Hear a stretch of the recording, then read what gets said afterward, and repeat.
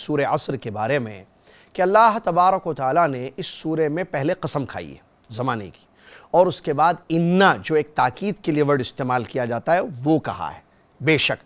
اس کے بعد اللہ تعالیٰ آگے فرماتا ہے اِنَّ الْإِنسَانَ لَفِي خُسْرٍ، قسم ہے زمانے کی، بے شک ہر انسان لفی البتہ خسارے میں ہے، لاس میں ہے، دھوکے میں ہے۔ یہ جو لفی میں لام ہے without الف، یہ بھی تاکید کے لیے استعمال ہوتا ہے، جس کا اردو میں ترجمہ کیا جاتا ہے البتہ، یا عام الفاظ میں آپ کہیں ضرور۔ ایک ہوتا ہے لام الف کے ساتھ جو لا الہ الا اللہ میں ہے، کلمے میں، وہ جو ہے نفی کے لیے استعمال ہوتا ہے، انکار کے لیے، لا الہ، کوئی سچا معبود نہیں ہے۔ لیکن اگر الف کے بغیر آ جائے، گرامر کی ایک فائدے کی بات چلتے چلتے، تو لام without الف اگر آتا ہے تو اسی صورت میں اس کا کیا معنی ہوگا؟ البتہ یعنی ضرور، وہ بھی تاکید کے لیے استعمال ہوتا ہے۔ نمبر ایک قسم، نمبر دو اِنَّا جو ورڈ ہے، نمبر تین لام جو فی میں ہے، لفی۔ والعصر قسم ہے زمانے کی، اِنَّ الْإِنسَانَ بے شک ہر انسان، لفی البتہ ضرور، فی یعنی میں خسارے میں، لفی خسر خسارے میں ہے۔ اچھا یہاں اور ایک فائدے کی بات، الانسان میں جو انسان ہے یہ کون سا انسان ہے؟ یہ سورہ جب اتری اس زمانے میں جو روئے زمین پر انسان آباد تھے وہ مراد ہیں، یا قیامت تک آنے والے تمام انسان مراد ہیں؟ تو اس کو بھی آپ کو جاننا ہے، اور وہ یہ ہے کہ اس الانسان میں جو انسان ہے مراد قیامت تک آنے والے سارے انسان۔ اللہ نے قسم کھا کر اس سورے میں تاکید کے ساتھ اس بات کو بیان کیا ہے کہ قیامت تک آنے والے سارے انسان لفی خسر، خسارے میں ہے، لاس میں ہے۔ اب یہ خسارہ دنیا کا بھی آخرت کا بھی نظر آ رہا ہے یا نظر نہیں آ رہا ہے، یہ ان کا پرابلم ہے، لیکن خسارہ پکا ہے، کیونکہ یہ اللہ کا کلام ہے جو حقیقت پر مبنی ہے، حق ہے۔ اللہ نے قسم کھا کر اس بات کو بیان کیا ہے کہ دنیا کا ہر انسان خسارے میں ہے، إِلَّا الَّذِينَ۔ اب اس خسارے سے وہ لوگ بچے ہوئے ہیں جو چار کام کرتے ہیں، آمنوا وعملوا الصالحات وتواصوا بالحق وتواصوا بالصبر۔ انسان نیچرلی طور پر خسارہ پسند نہیں کرتا ہے، ایک روپیہ، ایک ریال کا خسارہ اس کو پسند نہیں ہے۔ معمولی سا نقصان ہو جائے دنیا کا، انسان کو یہ چیز پسند نہیں ہے، فائدہ چاہتا ہے انسان۔ تو جب دنیا اور آخرت کا بڑا خسارہ ہو، کس کو پسند ہوگا یہ خسارہ؟ ہم نہیں چاہیں گے، نہ میں، نہ آپ، نہ کوئی اور، کہ ہماری دنیا برباد ہو جائے، ہماری آخرت لٹ جائے، ہمارے دنیا کا خسارہ ہو جائے، ہماری آخرت کا خسارہ ہو جائے۔ تو خسارے سے بچنے کے لیے پھر کیا کرنا ہوگا؟ اس آیت کریمہ میں اللہ تبارک و تعالیٰ نے بیان کیا کہ چار کام کرو، إِلَّا الَّذِينَ آمَنُوا، سوائے ان لوگوں کے جو ایمان لائے۔ یہاں اللہ تبارک و تعالیٰ نے إِلَّا الَّذِينَ آمَنُوا بیان فرمایا ہے، سوائے ان لوگوں کے جو ایمان لائے۔ ایمان بغیر علم کے نہیں ہو سکتا ہے۔ جب انسان کو کوئی چیز معلوم ہوگی تو اس پر وہ یقین کرے گا، معلوم ہے تو انسان ایمان لائے گا۔ اسی لیے کہا یہاں ایمان جو بغیر علم کے نہیں ہو سکتا ہے، تو مراد علم ہے۔ علم کے بعد انسان کا ایمان ہوتا ہے، اللہ کو پہچانتا ہے، اس کو پہچان کرائی جاتی ہے، وہ ایمان لاتا ہے۔ نبی صلی اللہ علیہ وسلم کی پہچان کرائی جاتی ہے، وہ نبی صلی اللہ علیہ وسلم پر ایمان لاتا ہے۔ آخرت کی پہچان، قیامت کی پہچان، دین اسلام کی پہچان کرائی جاتی ہے، وہ اس پر ایمان لاتا ہے۔ تو اسی لیے مراد علم ہے یہاں پر۔ پہلی چیز وَعَمِلُوا الصَّالِحَاتِ، جنہوں نے نیکی کی، اچھے کام کیے، یعنی صرف علم حاصل نہیں کیا، صرف ایمان لا کر بیٹھ نہیں گئے، بلکہ وَعَمِلُوا الصَّالِحَاتِ، نیکیاں کرتے جا رہے ہیں۔ اور یہ نیکیاں رمضان میں کر رہے ہیں؟ نہیں، بعض لوگ صرف رمضان میں کرتے ہیں نیکیاں، اور یہ رمضان آ رہا، رمضان آ رہا، کیوں آ رہا؟ قرآن پڑھنے کے لیے، صدقہ کرنے کے لیے، خیرات کرنے کے لیے، توبہ کرنے کے لیے، معافی مانگنے کے لیے رمضان آ رہا ہے۔ رمضان چلے گیا، توبہ ختم، عبادت ختم، تلاوت ختم، نیکیاں ختم، اللہ کی یاد ختم۔ کیوں؟ یہ تصور ہے، مائنڈ میں یہ بٹھایا گیا کہ رمضان جو مہینہ ہے، منتھ، یہ عبادتوں کا مہینہ ہے۔ ٹھیک ہے، رمضان عبادتوں کا مہینہ ہے، شعبان، شوال، ذی القعدہ کھیلنے کا مہینہ، محرم کرکٹ کا مہینہ، اس کے بعد ورلڈ کپ کا مہینہ، اس کے بعد کا مہینہ کسی اور مہینہ۔ نہیں میرے بھائی، یہ کہاں کی مینٹالٹی لے کر آ گئے ہم؟ کس نے دماغوں میں یہ بٹھا دیا ہمارے کہ رمضان عبادت کا مہینہ ہے، رمضان وہ مہینہ ہے جس میں اللہ کی عبادت کی جائے؟ اللہ تبارک و تعالیٰ اپنے نبی حبیب جو ہمارے لیے آئیڈیل ہیں، محمد صلی اللہ علیہ وسلم کو مخاطب ہے، کہتا ہے وَعْبُدْ، ربک حتی یأتیک الیقین، اپنے رب کی عبادت کرو کب تک؟ جب تک یقین نہ آ جائے، یعنی موت نہ آ جائے، مرنے تک، آخری لمحے تک، آخری سانس تک اللہ کی عبادت کرو، چاند رات تک نہیں۔ کہاں ہے کون سی آیت میں ہے بتائیے چاند رات تک عبادت کرو؟ عبادت کرو جب تک کہ عید کا چاند نظر نہ آ جائے، ہے کہیں ایسا؟ نہیں ہے۔ پھر کیسے ہم نے بٹھا لیا دماغ میں؟ اور کیوں یہ کہتے ہیں کہ رمضان عبادت کا مہینہ ہے؟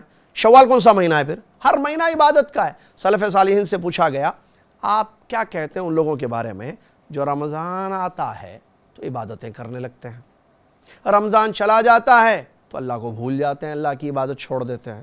کیا فرمایا؟ بئس القوم لا يعرفون اللہ الا فی رمضان، برے لوگ ہیں یہ، اچھے لوگ نہیں ہیں یہ، جو اللہ کو صرف رمضان میں پہچانتے ہیں کہ اللہ رمضان کا رب ہے، رمضان میں عبادت کرتے اس کی، یہ بہت برے لوگ ہیں۔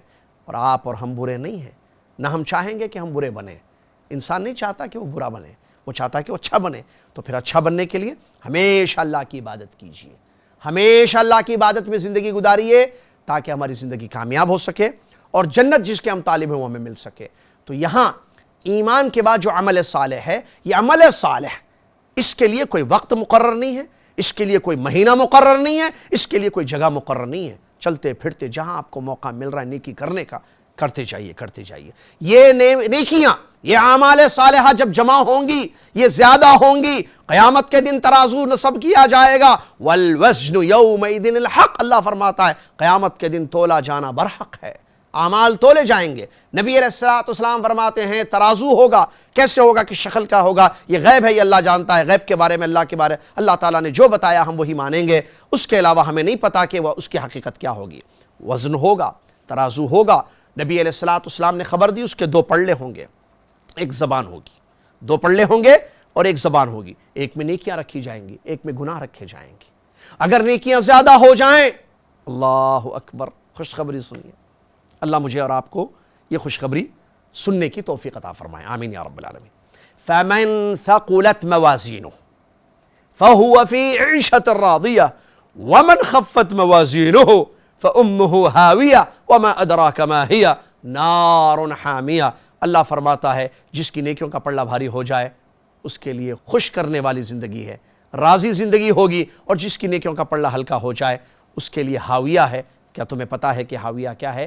دہکتی ہوئی آگ۔ اللہ مجھے اور آپ کو اس سے محفوظ رکھے، لہٰذا نیکیاں کرتے جائیے، جب بھی موقع مل رہا جہاں بھی مرا نیکیاں کیجیے۔ اور نیکی کا مطلب جو اللہ کے لیے خالص کی جائے، محمد صلی اللہ علیہ وسلم کے طریقے پر کی جائے، اس کو نیکی کہتے ہیں۔ جو غیر اللہ کے لیے کی جائے وہ نیکی نہیں ہو سکتی ہے۔ جو اللہ کے لیے تو کی جا رہی ہے لیکن محمد صلی اللہ علیہ وسلم کے طریقے پر نہیں، بدعت کے طریقے پر کی جا رہی ہے، دیٹ از ناٹ نیکی، اس کو نیکی نہیں کہا جائے گا۔ لہٰذا اس کو بھی سمجھتے ہوئے نیکیاں کریں کہ خالص اللہ کے لیے ہو اور محمد صلی اللہ علیہ وسلم کے طریقے پر ہو۔ تو یہ دوسری چیز ہے جو مجھے اور آپ کو نقصان سے، خسارے سے بچائے گی۔ نمبر ایک، علم حاصل کرنا اور اس علم پر ایمان لانا۔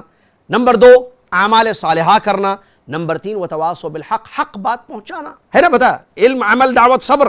تو تیسری چیز دعوت، اس کی یہ دلیل ہے وتواصوا بالحق، ایک دوسرے تک حق بات پہنچاتے ہیں۔ یہ حق ہے، مجھے معلوم ہے، میں بہتر طریقے سے، اچھی حکمت سے، اچھے انداز سے دوسروں تک پہنچاؤں۔ الدین النصیحہ، نبی صلی اللہ علیہ وسلم فرماتے دین خیر خواہی کا نام ہے، آپ خیر چاہیں، ویل وشر ہو لوگوں کے لیے، آپ چاہیں کہ میرے بھائی کو خیر معلوم ہو جائے۔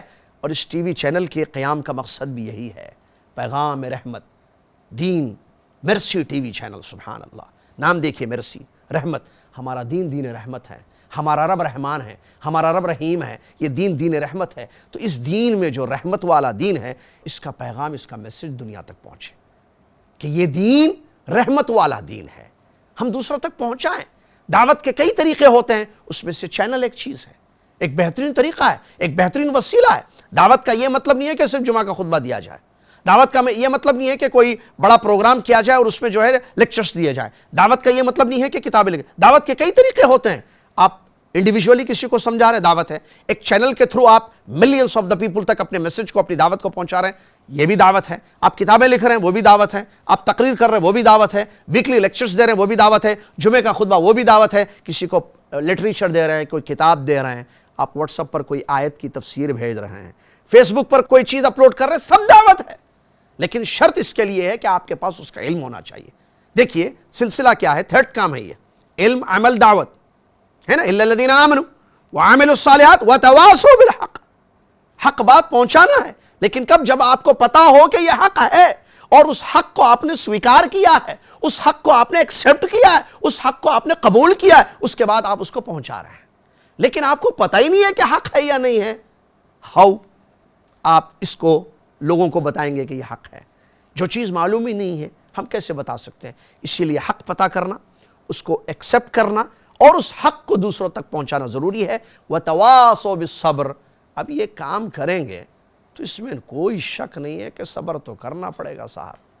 ایسا نہیں ہو سکتا ہے کہ آپ صبر نہ کریں، آپ کو صبر کرنا پڑے گا، کیونکہ دعوت ایک ایسا مرحلہ ہے جس میں پریشانیاں، مصیبتیں آتی ہیں، صبر و تحمل کی ضرورت ہوتی ہے۔ چینلز ایسے نہیں چلتے ہیں، پروگرامز ایسے نہیں ہوتے ہیں، حق بات ایسی نہیں پہنچائی جائے گی، لوگ پھول نہیں بچھائیں گے کہ آئیے صاحب حق بات بتا کے چلے جائیے، بلکہ تکلیفیں آئیں گی، اذیتیں آئیں گی، صبر کرنا پڑے گا۔ ہمارے نبی علیہ السلام نے دعوت پیش کی، توحید کی دعوت، اسلام کی دعوت، کہ اللہ کے نبی صلی اللہ علیہ وسلم کو تکلیف نہیں دی گئی، کہ آپ کو نہیں ستایا گیا، کہ آپ کو نہیں پریشان کیا گیا، سب کچھ ہوا، آپ نے صبر کیا، کامیاب ہو گئے۔ صبر سے کامیابی ہے۔ نبی علیہ السلام نے فرمایا وَعْلَمْ، حدیث شریف ہے نبی صلی اللہ علیہ وسلم کی، فرماتے ہیں وَعْلَمْ أَنَّ النَّصْرَ مَعَ الصَّبْرِ، جان لو اس بات کو کہ کامیابی صبر کے ساتھ ہوتی ہے، اور ہم صبر کریں گے ہماری بات آگے بڑھے گی۔ تو یہ 4 کام جو سورہ عصر میں اللہ تعالیٰ نے بیان فرمائے ہیں، یہ کام ہمیں کرنا ہے تاکہ ہماری دنیا اور آخرت کامیاب ہو سکے۔ علم حاصل کریں، ایمان لائیں، عمل کریں، اور ایک دوسرے تک حق کی بات پہنچاتے رہیں، اور صبر کا دامن ہاتھ سے جانے نہ دیں۔ اللہ مجھے اور آپ کو اس کی توفیق عطا فرمائے۔ مرسی ٹی وی کے مزید ویڈیوز کے لیے ہمارے چینل کو سبسکرائب کریں اور بیل آئیکن کو ضرور دبائیں۔ جزاک اللہ خیرن۔ مرسی ٹی وی، پیغام رحمت۔